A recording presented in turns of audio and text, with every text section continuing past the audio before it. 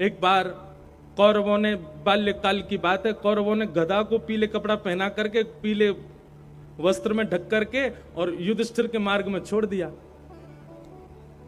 भैया बोलो मत, सब लोगों से बोल दो, यहां बोले नहीं कोई भी।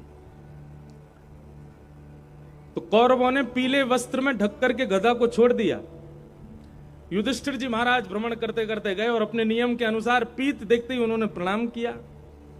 कौरव सब हंसी उड़ाने लगे, देखो देखो गधा को प्रणाम कर रहा है। युधिष्ठिर जी महाराज बोले, गधा नहीं है, मेरे लिए श्याम सुंदर हैं ये। कौरव बोले, हमने ही तो गधा को पीले कपड़ा पहना के खड़ा किया है, तुम कैसे कह सकते हो कि श्याम सुंदर है? बोले, मेरा विश्वास कहता है कि श्याम सुंदर है, और नहीं तो तुम देख लो। जैसे ही गधा के ऊपर से पीत वस्त्र हटाया तो गधा की आकृति दिख रही थी बाहर से, लेकिन जैसे पीत वस्त्र हटाया तो गधा तो अंतर्ध्यान होगा। एक जैसे घुटमुन बालक खड़ा होता है ना, घुटमुन चलता है, ऐसे ठाकुर जी वहां पर खड़े हुए। ठाकुर जी प्रकट हो गए। कहने की बात है, पर पीत में, पीतांबरी में ठाकुर जी का वास है। अगर कभी आपको कहीं मंदिर जाने का अवसर ना मिले, कभी आपको ठाकुर जी के दर्शन करने का अवसर ना मिले, वृंदावन की बहुत याद आवे, वादना पीरोई पहन के घूमो और यूं ही विचार करो कि श्री ठाकुर जी आपके अंग से लगे हुए हैं। ये ठाकुर जी को स्वरूप है। तो आज आप सब लोगों का जो स्वरूप है उससे ही पता चल रहा है कि आज नंदोत्सव होने वाला है। मैं कथाओं में कहा करता हूं कि हमारी बाह्य आवरण से हमारी स्थिति पता चल जाए, इसको भक्त लक्षण कहते हैं।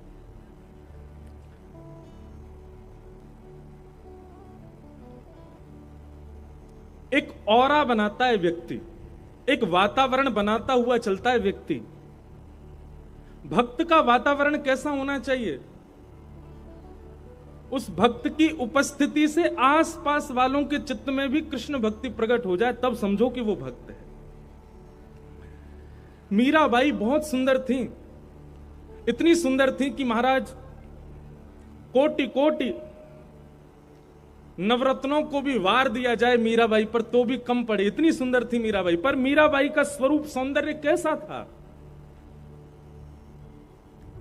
सामान्य संसार का स्वरूप सौंदर्य ऐसा होता है कि वो देखने वाले के चित्त में भावना प्रकट करता है, देखने वाले के चित्त में वासना प्रकट करता है, देखने वाले के चित्त में कामना प्रकट करता है। पर मीराबाई का स्वरूप कैसा था? इतनी सुंदर थी कि मीराबाई को देख करके यदि किसी के चित्त में काम भी होता था ना, तो काम मर और जाता था, प्रकट तो बहुत दूर की बात है। मीराबाई का जब ब्याह हो गया तो जहां ससुराल था मीराबाई का, वहां संतों की भीड़ लगने लग गई। तो आपके पतिदेव ने जाकर के संतों से पूछा कि आप लोगों को ऐसा मीराबाई में क्या दिखता है कि आप देखने के लिए चले आते हो? तब सब लोग कहते, बोले मीराबाई का स्वरूप ऐसा है कि उनके रूप को देखने के बाद, उनकी एक छटा देखने के बाद में कृष्ण और प्रिय लगने लग जाते हैं। हमारा आपका स्वरूप कैसा है?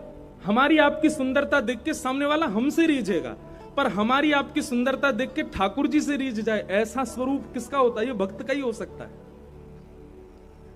हमारे वृंदावन के परम पूजनीय श्री मलुक पीठ वाले महाराज जी का दर्शन करो, उनको देख के राम जी प्रिय लगेंगे। हमारे बरसाने वाले पूज्य श्री विनोद बिहारी दास बाबा का दर्शन करो, उनको देख के किशोरी जी प्रिय लगती हैं और प्यारी लगती हैं। बाबा प्रिय लगेंगे, महाराज जी प्रिय लगेंगे, पर उनका दर्शन करके ठाकुर जी और ज्यादा प्रिय लगते हैं। हमारे परम पूजनीय श्री प्रेमानंद जी महाराज का दर्शन करो, उनका दर्शन करके राधा वल्लभ लाल जी प्रिय लगते हैं। हमारे कृष्णानंद जी महाराज का दर्शन करो, इनके दर्शन करके गैया की याद आ जाती है। कई लोग तो महाराज जी का नाम भी नहीं जाने तो देखते गैया वाले बाबा जा रहे हैं। हमसे पहचान हमारी नहीं है, हमारी पहचान ठाकुर जी से हो जाए। जलंधर में जब आप गली में निकलो तो आपको देख करके सब लोग, ओ कुंज बिहारी वाले भैया जा रहे हैं। एक तोता था, उसका एक पंख कट गया था, तो उसको एक संत अपने यहां ले गए। संत ने मन में विचार किया कि मैं इस तोते को ऐसा ज्ञान तो दे दूं कि ये जीवन में कभी किसी का शिकार ना बने। तो संत ने उसको एक मंत्र याद करा दिया। तोता से बोलते, भेलिया आएगा, जाल बिछाएगा, दाना डालेगा, फंसना मत, फंसना मत, फंसना मत। और तोता तो तुरंत रट लेता है। संत जब भी उसकी ओर देखते बोलते बोलो तोता, तो बोलता भेलिया आएगा, जाल बिछाएगा, दाना डालेगा, फंसना मत, फंसना मत, फंसना मत।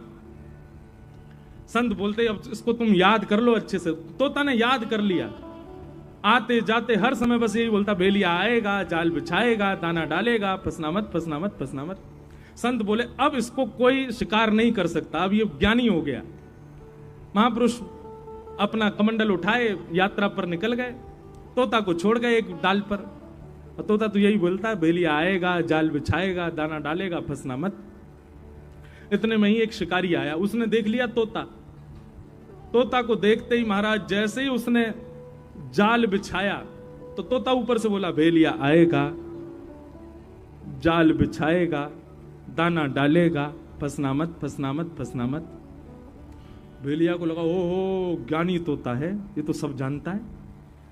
एक बार को भेलिया उसे छोड़ के चला गया, बोले ये तो जानकार है भैया। अगले दिन भेलिया फिर आया, उसने आकर के फिर से जाल बिछाया तो फिर से वो चिल्लाया भेलिया आएगा, दाना डालेगा, जाल बिछाएगा, फंसना मत, फंसना मत, फंसना मत। भेलिया बोला ये तो ज्ञानी है, लेकिन डाल पर और भी पक्षी बैठे हैं, इनको तो नहीं पता होगा, इन लोगों को पकड़ ले जाऊं।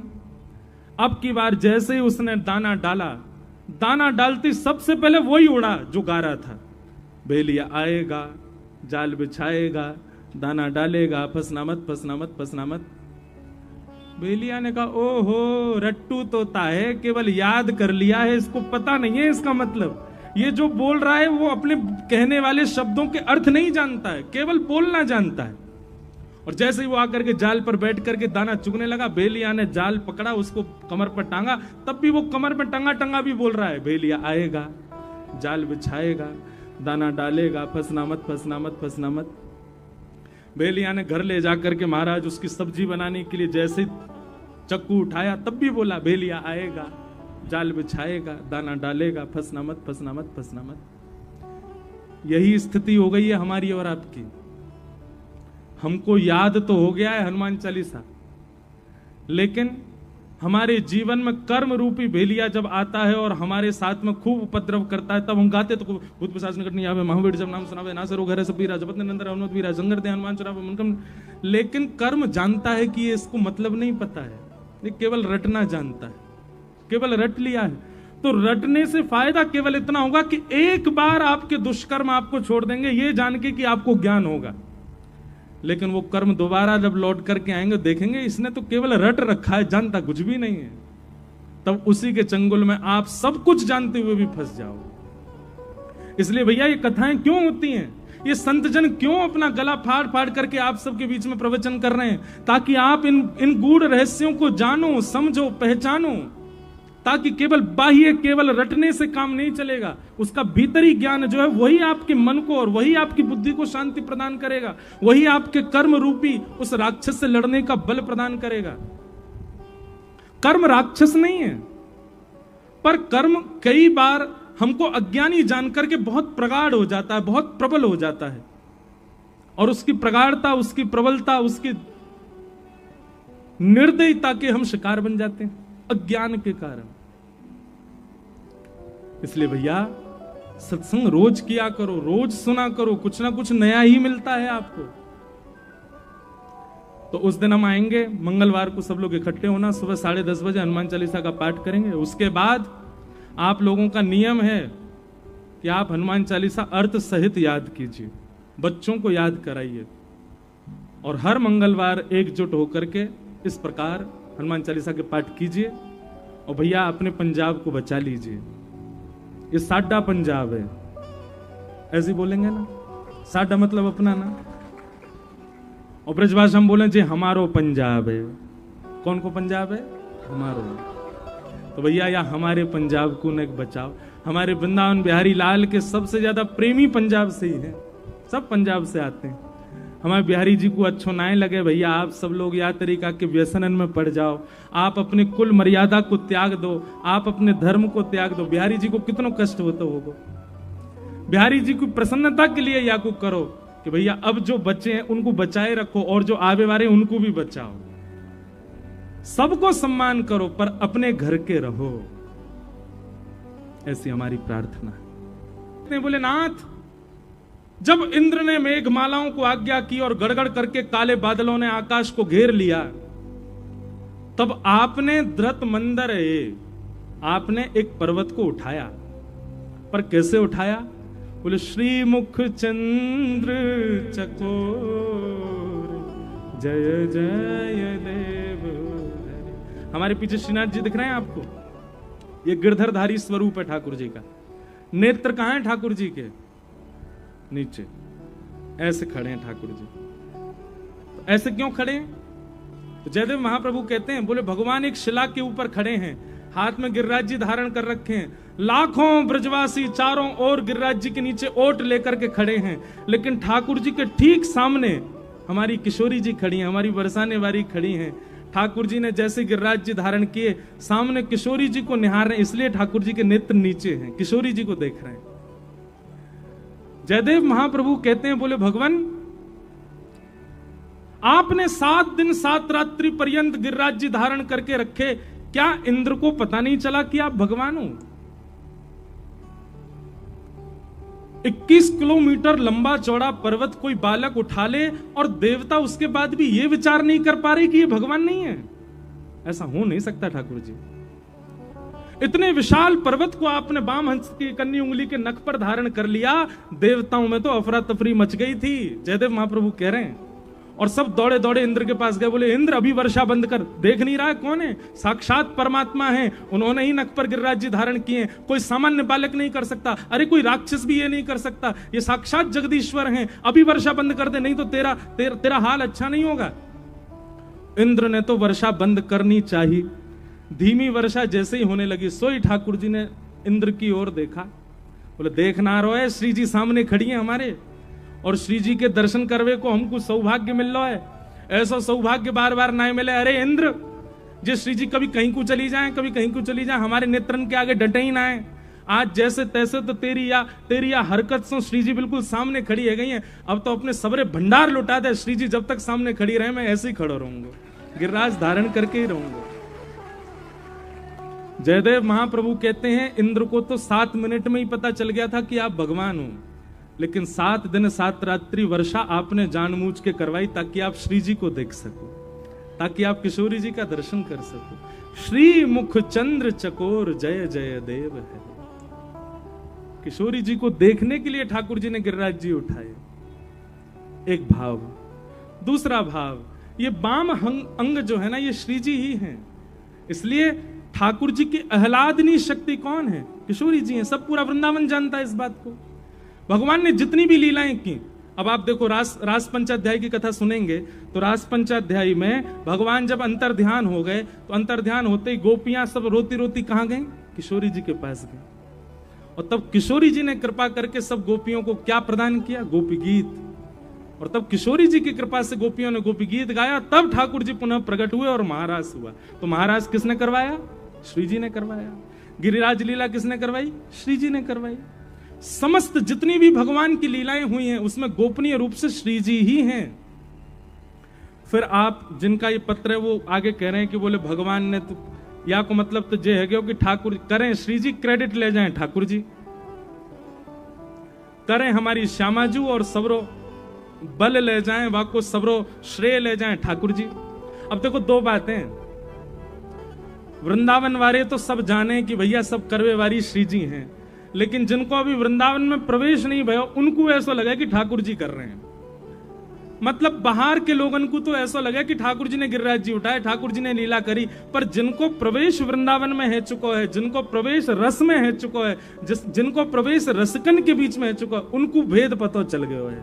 ठाकुर जी कछु ना करें, हमारे माई श्यामा जू को राज। बाहर वाले इनको यूं लगे प्रधानमंत्री सब काम कर रहे हैं, प्रधानमंत्री ये कर रहे हैं, प्रधानमंत्री की इच्छा से ये हो रहा है, लेकिन अंदर वालों को सब पता होता है प्रधानमंत्री के नीचे बहुत बड़ी टीम बैठी है जो सारे काम कर रही है। ऐसे ही बाहर वाले इनको ये बात लगे कि भैया ठाकुर जी कर रहे हैं, पर ठाकुर जी कछु ना कर रहे, ये तो केवल माल उड़ामे भोग लगामे। क्रेडिट लेते हैं ठाकुर जी, क्रिया तो सब किशोरी जी करती हैं, सेवा तो सारी श्री जी करें हमारी। एक व्यक्ति ने मुझसे प्रश्न किया कि हमारे वृंदावन में श्री जी का दर्शन क्यों नहीं? बिहारी जी में बिहारी जी बैठे हैं, बगल में गादी रूप में श्री जी बैठी हैं, राधा वल्लभ जी के बगल में भी गादी रूप में श्री जी बैठी हैं, राधा रमन जी में भी बगल में चूड़ामणि रूप में श्री जी बैठी हैं। श्री जी हैं कहाँ हैं? बोले भैया दर्शन देवे के काजे ठाकुर जी बैठा रहे, तुम बैठे रहो यहां, सबन को भीड़ को तुम संभालो। और जो खूब नाम जप कर रहे हैं, खूब रस में डूबे हुए हैं, ऐसे वृंदावन में विचरण कर रहे संत जन, उनके पास घूम घूम करके सबकी सुध लेवे के काजे श्री जी गई भैया, या हमारे दर्शन ना आए रहे। श्री जी तो बाहर विचरण कर रही हैं, बाहर से ले करके सबन को वृंदावन आ रही हैं। वृंदावन में ऐसे ऐसे रसिक जन हैं जो कितने कितने दिनांशों भूखे बैठे हैं, उनको भोजन की सेवा देनो, कोई के शरीर में कोई रोग है कि वाक्य रोग को निवृत्त करनो, कोई को जल की व्यवस्था करवानो, कोई के प्रेम में भाव प्रवृत्त करनो, इन सब भावंशों श्री जी तो भ्रमण करती रहे। ठाकुर जी एक जगह बैठा रहे, तुम बैठे रहो। एक भाव ये भी है कि श्री जी इसलिए दर्शन नहीं दे रही, वो भ्रमण करती रहती हैं, घूमती रहे में पूरे दिन। तो ऐसे भाव हैं। अब बाकियों को हम बाद में कभी कहेंगे, कथा क्रम कह लें। आज ठाकुर जी को जन्मोत्सव करना है, अभी तक तो परीक्षित को श्राप नहीं लगो, और ठाकुर जी को कथा, हमारी कथा ऐसी है भैया, हम बहुत पीछे रह जाते हैं कथा कहते कहते, भाव इतने आ जाते हैं। 1 महीना की कथा कराई एक बाबा ने नासिक में, बामऊ हम प्रहलाद चरित्र तक ही पहुंच पाए 30 दिना में, इतना आनंद आवे। और वहां में भी सब लोग यूं कहें कि ब्रज, आज भी मुंह पे आ गए, बोले कुम्मन दास जी को ने एक चरित्र सुनाए दो, कृष्णदास जी को चरित्र। अब इन भक्तन के चरित्र सुनावे तो फिर वहां में समय लग जाए, और फिर हमारा यूं है कि अधूरा नहीं सुनाए, पूरा पूरा सुनाए बढ़िया सो। फिर भी आओ आज के क्रम में प्रवेश करें। वेद व्यास जी महाराज ने भागवत की रचना की, सूक्ष्म में समझिएगा बातों को। एक तो कोई उठ के नहीं जाएगा आज नंदोत्सव से पहले, चाहे तुम्हें गर्मी लग रही हो, चाहे तुम्हें प्यास लग रही हो। हमारी स्थिति आपसे ज्यादा खराब है, पर फिर भी हम पूरे बैठ के कथा सुना रहे हैं। इसलिए आप लोग आज उठ के नहीं जाओगे, और फिर उठ के जाओगे तो फिर कोई बात नहीं, चले जाइए, कहा कर सके हम, आप ही वंचित रह जाओगे। वेद व्यास जी ने भागवत की रचना की। जब वेद व्यास जी महाराज पहले ही 18 उप पुराण लिख चुके थे, 17 महापुराण लिख चुके थे, 4 वेद लिख चुके थे, महाभारत लिख चुके थे, तो फिर एक और भागवत ग्रंथ लिखने की आवश्यकता क्यों हुई? तब वर्णन करते हैं कि वेद व्यास जी ने अभी तक जितने भी ग्रंथ लिखे हैं ना, उन सब में धार्मिक व्यक्ति को संतोष हो जाता है उन ग्रंथों को पढ़ने से। बहुत ध्यान से सुनना, धर्म, अर्थ, काम और मोक्ष, इन 4 पुरुषार्थों को पाना जिनकी स्थिति है, उनके लिए तो वो सारे ग्रंथ बहुत अच्छे हैं। जिसको धर्म से लगाव है, जिसको अर्थ की कामना है, अर्थ माने धन, धर्म, अर्थ, जिसको बहुत सारी कामनाओं की पूर्ति करनी है, और जिसको मोक्ष की कामना है, ऐसे 4 प्रकार के लोगों के लिए बाकी के सारे ग्रंथ बड़े बड़े श्रेष्ठ हैं। पर जो पंचम पुरुषार्थ का अनुयायी है, उसके लिए वे काम नहीं आने वाले। पंचम पुरुषार्थ किसको कहते हैं? पंचम पुरुषार्थ कहते हैं प्रेम को। किसको कहते हैं? प्रेमी व्यक्ति कई बार धर्म की बाउंड्री में नहीं रह पाता। प्रेमी व्यक्ति कई बार अर्थ की स्थिति में नहीं होता। मीराबाई धनवान थी, पर फिर भी धन नहीं था। सूरदास जी धनवान थे, पर फिर भी धन नहीं था। किसी भी भक्त को आप उठा करके देख लो, धनवान एक भी नहीं मिलेगा आपको। क्यों? अर्थ है ही नहीं। प्रेमी व्यक्ति के पास में धर्म की आड़ में वो रह नहीं पाएगा, वो उससे परे हो जाता है। और कर्मा भाई, धर्म तो कहता है कि सुबह उठ करके स्नान ध्यान करके पवित्र अवस्था में भगवान की सेवा करो। और कर्मा क्या कर रही है? बिना नहाए धोए सुबह सुबह दातुन कर रही है, और ठाकुर जी खिचड़ी बना रही है। थाली भर के लाई खींचड़ो, ऊपर घी की बात की, जीमो म्हारा शाम घणी जमावे बेटी जाट की। और ठाकुर जी दौड़े दौड़े आते हैं कर्माबाई की वो खिचड़ी पावे के लिए। अब सबरी की भक्ति कैसी? अब यहां धर्म कहां है? ठाकुर जी को झूठा खिलाना चाहिए? नहीं।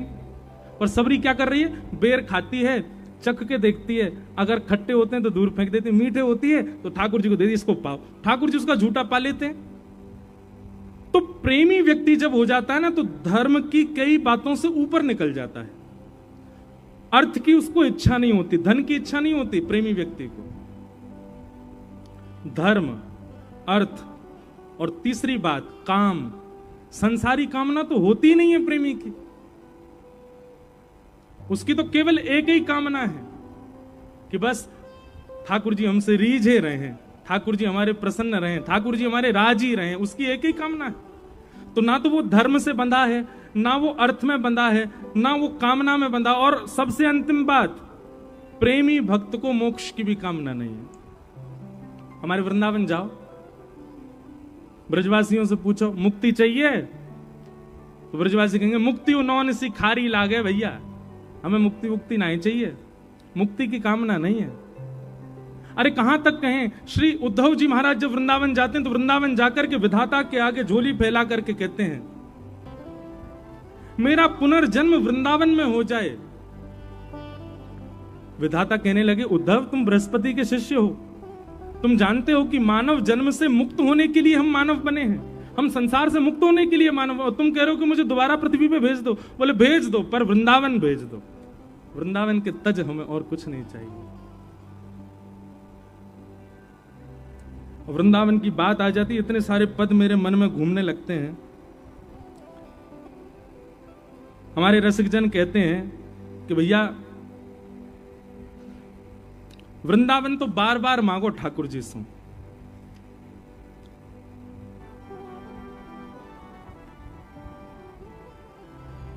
श्री जी से भी यही वरदान मांगो कि हे श्री जी कृपा करो, हमें वृंदावन प्रदान करो। जय हो। अब पद बाद में गाएंगे।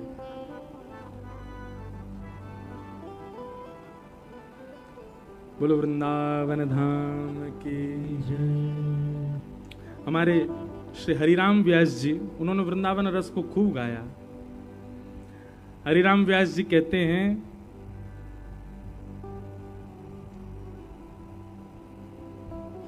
धन धन वृंदावन की चेंटी,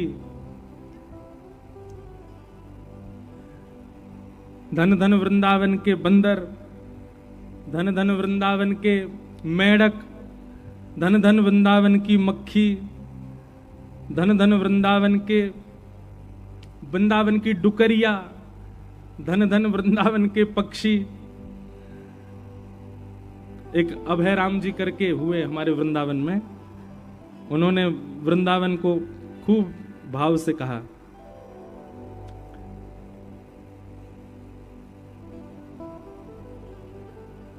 सुंदर भाव है, मिल जाए तो गाऊं अभी। धन धन वृंदावन के बंदर, आन कान कहू की नहीं माने, लूटे सबके अंतर। धन धन वृंदावन के कौन? बंदर। धन धन वृंदावन के बंदर, आन कान काहू की नहीं माने, लूटे सबके अंतर। गैल गिरारे कूदत डोले, कहां हवेली मंदिर। धन धन वृंदावन के बंदर। ऐसे इन्होंने खूब सारे भाव लिखे। धन धन वृंदावन की चेंटी, धन धन वृंदावन की कोयल कारी, जिन बागन में रहे सदाई, बोलत है मतवारी। धन धन वृंदावन की कोयल कारी। धन धन वृंदावन के विरक्त संत, कैसे? बोले प्रात होए जमुना में नहावे, आछे रज सेवंत, ब्रजवासन के टुकड़ा पामे, भोजन करें एकांत। धन धन वृंदावन के संत। और क्या कह रहे हैं? धन धन धन धन वृंदावन के गधा, माटी ईंट पीठ पे ढूमे, सबके बनावे द्वारे, गैल घाट में करें जीविका, हैकत है मतवारे। अरे भैया धन्य है वृंदावन के गधा। बोले काय को? ब्रजवासी के घर बनाए इनने, अपनी पीठ पे उठा उठा के सीमेंट ले गए, मट्टी ले गए, ईंटा ले गए, तब जाके ब्रजवासी इनको रहवे के घर बनाए इनने। धन धन वृंदावन की चेंटी, क्यों? बोले महाप्रसाद को किनका लेके जाए, भिले में बैठी है गयो ज्ञान ध्यान हृदय में, व्याधि जन्म सो मेटी, धन धन वृंदावन की चेंटी। धन धन वृंदावन के मेढक ठाकुर की मोरी पे बैठे, बोले न्यारे न्यारे, महाप्रसाद को पानी पी में मिट गए पाप सवारे। धन धन वृंदावन के मच्छर, काय को? साधु संत के अंग को खामे, भजन करावन वारे। बोले भजन करें पूरे दिन साधु संत, पूरे दिन राधे राधे राधे राधे जपें साधु संत, और उनके अंग को जाकर के मच्छर खा जाए, उनके रक्त की एक बूंद लेकर के वो मच्छर मर जाता होगा तो वाकू वैकुंठ मिलता होगा। क्यों? बोले राधा राधा जब्बे वारे संतन को खा के आया भैया। धन धन वृंदावन के मच्छर प्यारे, जमुना तीर नीर पे बैठे, गुंजारे मतवारे, धन धन वृंदावन के मच्छर प्यारे। ऐसे वृंदावन तो भैया अद्भुत है। हम ब्रजवासी को मुक्ति की कामना नहीं है, हम तो एक पद गाते हैं, बधाई में। आज नंदोत्सव है ना, सब लोग झोली फैलाओ, बधाई लो। अभी ठाकुर जी को जन्म नहीं भयो, पहले बधाई लो। सब लोग गईयों मेरे संग में हैं। हम अपने गिरधर लाल जी के जन्मोत्सव पे यही बधाई मांगते हैं ठाकुर जी से। मिलता है निज ब्रज मतलब निज वृंदावन। दो वृंदावन है, एक है वृंदावन जो अभी हमको दिख रहा है, एक है अप्रकट वृंदावन। अप्रकट वृंदावन कैसा है? अप्रकट वृंदावन में सब कुछ ऐसा ही है। बिहारी जी भी हैं, राधा वल्लभ जी हैं, राधा गोविंद देव जी हैं, गोपीनाथ जी हैं, जुगल किशोर जी हैं, राधा रमण जी हैं, सब हैं वहां पर अभी हम आप सब लोगों को जो दर्शन दे रहे हैं वो स्थूल रूप में दे रहे हैं, हिलते डुलते नहीं है ठाकुर जी। लेकिन निज वृंदावन में तो चलते फिरते हिलते डुलते ठाकुर जी दिखे। निज वृंदावन में सामान्य लोगों की भीड़ नहीं है। तो बोले निज वृंदावन में कौन है? बोले श्री हितरवंश महाप्रभु निज वृंदावन में विराज रहे हैं, श्री स्वामी हरदास जी महाराज निज वृंदावन में विराज रहे हैं, गोपाल भट्ट गोस्वामी जी निज वृंदावन में विराज रहे हैं, श्रीमद वल्लभाचार्य जी महाराज निज वृंदावन में विराज रहे हैं, श्री गोसाई श्री विठलनाथ जी महाराज निज वृंदावन में विराज रहे हैं, विठल विपुल विहारन देव जी निज वृंदावन में विराज रहे हैं। ये सारे रसिक जन, मीराबाई, करमेती बाई, ये सब हैं निज वृंदावन में, और इन सबके प्रत्यक्ष दर्शन होते हैं। वृंदावन को भजवे वारो वृंदावन से कभी दूर ना जावे, वो वृंदावन को भजतो भजतो प्राण त्याग के फिर वृंदावन में ही आ जावे। लेकिन 4 प्रकार से। पहला, जन्म वृंदावन में हो जाए, मृत्यु कहीं भी हो जाए। दूसरा, जन्म कहीं भी है जाए, अंतिम श्वास वृंदावन में निकल जाए। तीसरा, जन्म कहीं भी है जाए, मृत्यु कहीं भी है जाए, बस अंतिम श्वास निकलते समय या तो ब्रज को प्रसाद मिल जाए, या ब्रज की कोई बात बता दे, या ब्रजवासी दिख जाए। अंते यामति सा गति, अंत में मरते मरते ब्रज को दर्शन है जाए या ब्रजवासी को दर्शन है जाए, तो भी उसको ब्रजमंडल प्राप्त हो जाएगा। और चौथा सबसे अनूठा और सबसे अद्भुत उपाय क्या? जन्म भी कहीं है जाए, मृत्यु भी कहीं है जाए, अंतिम समय में ब्रज की कोई बात भी नहीं सुनावे, केवल अंतिम संस्कार हैवे से पहले आपकी शव यात्रा में कोई ब्रजवासी 11 कदम चल जाए, वासु ब्रज मिल जाए। ऐसी ब्रज की महिमा है। और ये कोई और नहीं, स्वयं महादेव बता रहे हैं पार्वती जी को।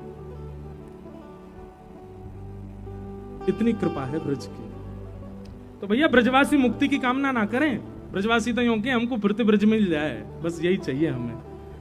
प्रेम लक्षणा भक्ति जिसके चित्त में होगी वो मुक्ति की कामना नहीं करता है। श्रीमद् भागवत में स्वयं कपिल देवूति संवाद में भगवान कहते हैं, दीयमान न ग्रहणंती। प्रेमी भक्त कैसा होता? बोले उसको मैं मुक्ति देता हूं, वो भागता हो रहा है। बोले नहीं, मुक्ति नहीं चाहिए, तो क्या चाहिए? बोले हमको वृंदावन दे दो, हमको ब्रज दे दो। ब्रज वृंदावन में रहेंगे, दिन रात आपका नाम गाएंगे, कथा सुनेंगे, दिन रात आपके दर्शन करेंगे, बस यही हमारा जीवन बन जाए, ऐसी कृपा करो। तो भागवत जी की रचना क्यों की वेद व्यास जी ने? चतुर्विध पुरुषार्थ का पालन करने वाले लोगों के लिए बहुत सारे ग्रंथ हैं, पर जो प्रेम के उपासक हैं उनके लिए आपने क्या लिखा? तब व्यास जी महाराज मन में चिंतन करने लगे, बोले कि मैं क्या करूं? बोले कि अब समाधि लगाइए और ऐसे ग्रंथ का निर्माण करो जिसको पढ़ने सुनने के बाद भगवान में श्रद्धा नहीं, भगवान में विश्वास नहीं, भगवान में आस्था नहीं, भगवान से प्रेम हो।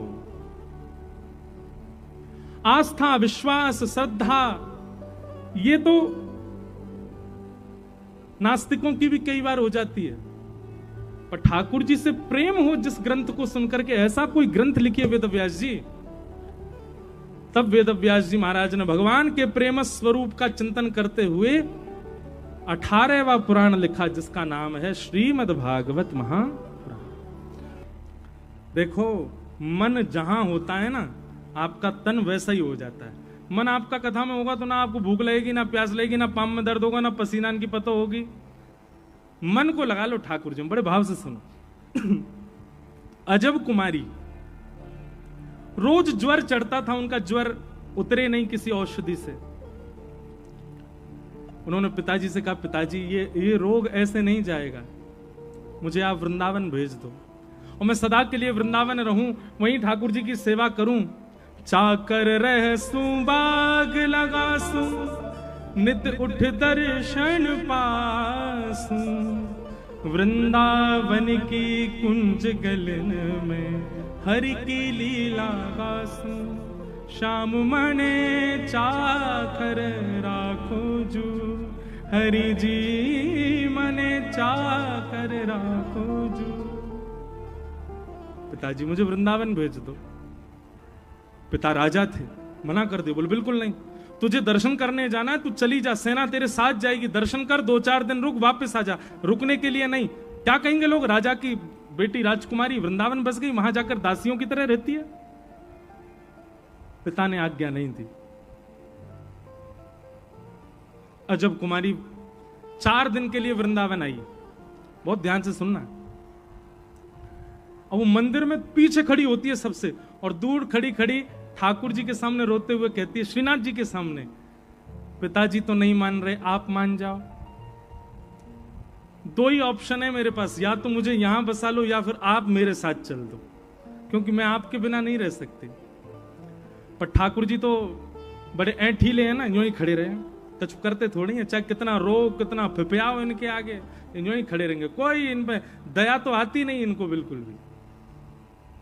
अजब कुमारी ने लेकिन इसका एक उपाय ढूंढा और मंदिर के अधिकारी के पास जाकर के बोली, मुझे मंदिर में कोई सेवा दे दो। अधिकारी जी बोले, मंदिर में तो सारे पुरुष ही सेवा करते हैं और तुमको कैसे सेवा देते हैं।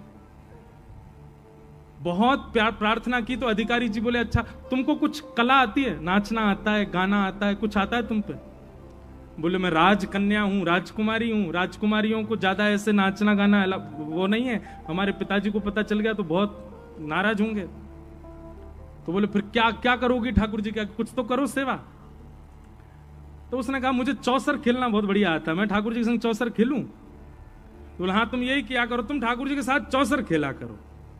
तो अजब कुमारी क्या करती थी, राजभोग के बाद दर्शनार्थी पीछे से दर्शन करते, वो सन्मुख बैठ के श्रीनाथ जी के और चौसर खोल करके और पासा एक बार अपनी तरफ से चलती और दूसरी बार ठाकुर जी की तरफ घुमा के ठाकुर जी की तरफ से चलती, ठाकुर जी की तरफ से खेलती ठाकुर जी के साथ। अजब कुमारी चौसर खेलने में इतनी निपुण थी कि उससे कोई जीत ही नहीं सकता। महाराज जब वो चौसर खेलती थी ना, तो जब अपनी चाल चलती और जब ठाकुर जी की चाल की बारी आती तो सामने श्रीनाथ जी को पसीना आ जाते, बोल अब मैं हारूंगा, जो मुझे हरा देगी। और जब उनके प्रश्वेत के बिंदु आते, अजब कुमारी उस प्रश्वेत को बिंदु को देख लेती और बिंदु को देखते देखते ऐसी चाल चलती कि ठाकुर जी जीत जाते, वो हार जाती। सोई ठाकुर जी की 2 दतुइयां दिख जाती, हंस जाते ठाकुर जी खड़े खड़े। इस छवि का अवलोकन अजब कुमारी करती। 3 दिन तक तो ठाकुर जी जिताए वाने। अब आया चौथा दिन, जिस दिन उसको वापस जाना था। आज सुबह से ही आंखें लाल पड़ी हैं, मन घबरा रहा है, हाथ पैर कांप रहे हैं कि अब वापस जाना है। और ठाकुर जी यहां मंद मुस्काए, बिल्कुल सज धज के खड़े, आ जाऊं मैं जीतूंगा। अजब कुमारी ने सामने चौसर बिछाया और ठाकुर जी को देख रही है, अश्रु भरे हैं नेत्रों में, क्रोध में देख रही है। बोले आज नहीं जीत पाओगे आप, हर बार आप जीतोगे ऐसा थोड़ी होगा, आज तो मैं हरा के जाऊंगी आपको। तो मानो मनी मन ठाकुर जी कह रहे हैं मेरी नाक कट जाएगी, ऐसा मत करे, मुझे जिता जा।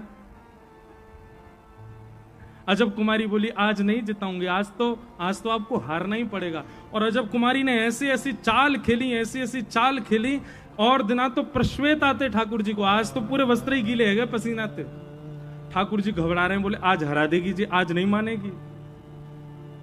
बस अंतिम चाल चलनी थी और ठाकुर जी पूर्ण रूपेण हार ही चुके हैं, अब जीतने की कोई गुंजाइश नहीं है। गुसाई लोग सब खड़े होकर के देख रहे हैं, बोले भैया आज तो हमारो लाला हार गए हो। अजब कुमारी की एक चाल, और उस एक चाल में जीत हार का निर्णय हो जाना था। जैसे ही अजब कुमारी पासा घिसने लगी, सामने खड़े ठाकुर जी मानो मंद मंद कह रहे हो, कछु मांग ले, जो मांगेगी सो दूंगा, लेकिन मुझे जिता दे। अजब कुमारी बोली मांग लूं? बोले हाँ मांग लो, वचन दो जो मांगूंगी सो दोगे। बोले दूंगो, लेकिन पहले मुझको जिता। बोले देख लेना, पीछे मत हटना, पर मैं कुछ भी मांग सकती हूँ। बोले तू जो मांगेगी सो देंगे, लेकिन आज मुझको जिता दे। और ऐसा पासा परोसा कि अंतिम बाजी में ठाकुर जी जीत गए और अजब कुमारी हार गए। और जैसे ही अजब कुमारी हारी, श्रीनाथ जी उसकी गोद में प्रकट हो गए, प्रकट होकर उसका आलिंगन कर लिया और आलिंगन करके बोले मांग तो को क्या चाहिए, जो मांगेगी सो देंगे। अजब कुमारी बोली चलो मेरे साथ राजस्थान, वहीं बस जाओ मेरे यहां, आपको नित देखूं, नित आपका दर्शन करूं, आपको देखे बगैर अब मैं एक क्षण नहीं रह सकती, आप चलो मेरे साथ। ठाकुर जी तो घबरा गए। ठाकुर जी बोले मैं ब्रज तज कैसे जाऊं, मैं ब्रज छोड़ के कैसे जाऊं। अजब कुमारी बोली अब बात से पीछे मत हटना, आपने वचन दिया था जो मांगूंगी सो दोगे, अब मैंने मांगा है तो दीजिए।